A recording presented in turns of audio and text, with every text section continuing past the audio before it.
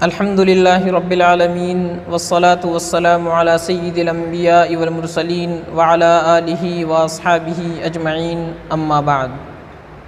خدا کی راہ کے رہبر کو عمر کہتے ہیں، خدا کی راہ کے رہبر کو عمر کہتے ہیں، عدل و انصاف کے پیکر کو عمر کہتے ہیں رضی اللہ تعالی عنہ۔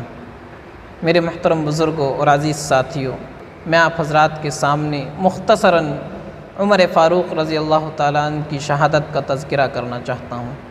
ایک روایت ہے حضرت انس بن مالک رضی اللہ تعالیٰ عنہ کی کہ ایک مرتبہ حضور نبی اکرم صلی اللہ علیہ وسلم، حضرت ابو بکر، عمر اور عثمان رضی اللہ عنہم، یہ حضرات ایک پہاڑ پر تشریف فرما تھے کہ اس پہاڑ کے اندر لرزہ طاری ہو گیا۔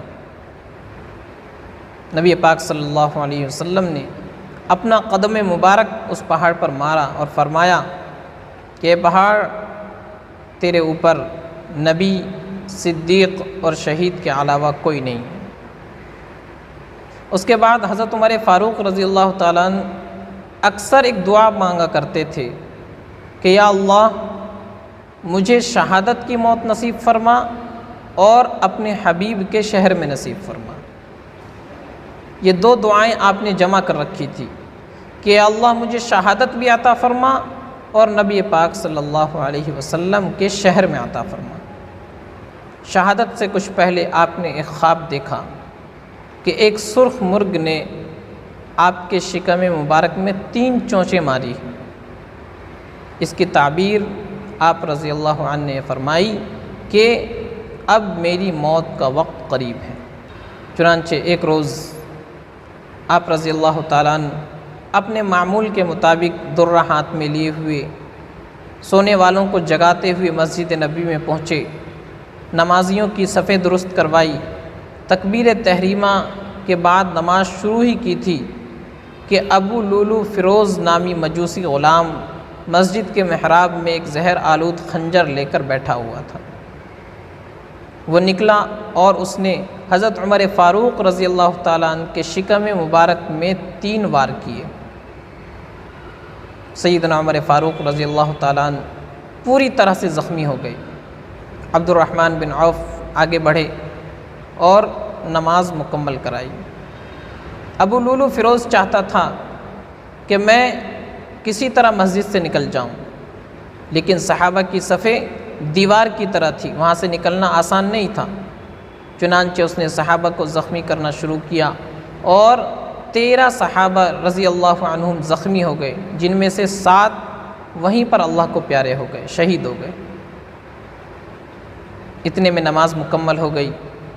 ابو لولو نے جب دیکھا کہ اب تو نکلنے کا کوئی راستہ نہیں ہے تو اس خنجر سے اس نے اپنے آپ کو بھی مار ڈالا۔ حضرت عمر فاروق رضی اللہ تعالیٰ عنہ چونکہ بہت زخمی ہو گئے تھے، بے ہوش ہو گئے۔ جب ہوش آیا تو پوچھا کہ کیا میری نماز مکمل ہو گئی تھی؟ تو صحابہ نے کہا نہیں، تو انہوں نے اسی حالت میں نماز مکمل کی۔ یہیں رک کر ایک بات غور کرنے کی ہے کہ میرے عزیزو، حضرت عمر فاروق رضی اللہ تعالیٰ عنہ پر قاتلانہ حملہ ہوا، اتنا بڑا مسئلہ ہو گیا، لیکن صحابہ کرام رضوان اللہ علیہم اجمعین کی نماز میں ذرہ برابر بھی فرق نہیں آیا۔ ایسی صحابہ کی نماز ہوا کرتی تھی۔ بہرحال حضرت عمر فاروق رضی اللہ تعالیٰ عنہ شدید زخمی ہیں، دوا بھی کی گئی اور تدبیر بھی اختیار کی گئی، لیکن جب معلوم ہو گیا کہ اب حضرت عمر فاروق رضی اللہ تعالیٰ عنہ کا آخری وقت ہے، صحابہ کرام نے آپ کو گھیر لیا۔ پورے مدینے میں کوہرام مچ گیا کہ امیر المؤمنین پر قاتلانہ حملہ ہوا۔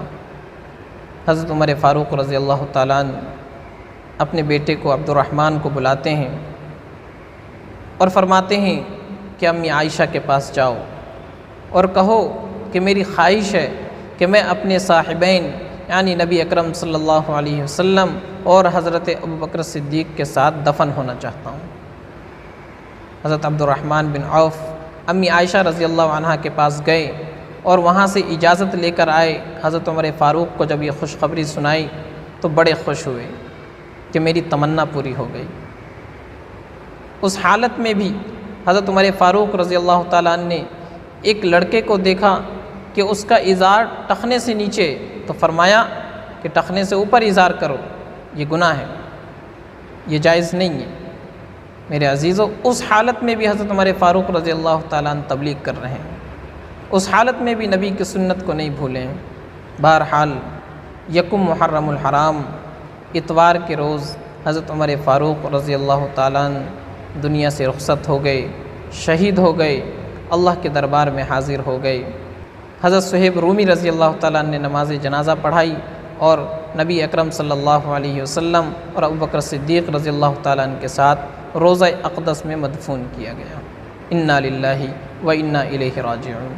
میرے دوستو، آپ پر قاتلانہ حملہ 27 ذی الحجہ بروز بدھ کو ہوا اور یکم محرم الحرام سن 24 ہجری کو آپ کی شہادت ہوئی، اتوار کے روز۔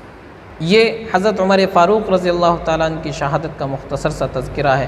اللہ ان کی قبر پر کروڑوں اربوں رحمتیں نازل فرمائے۔ وآخر دعوانا ان الحمد للہ رب العالمین۔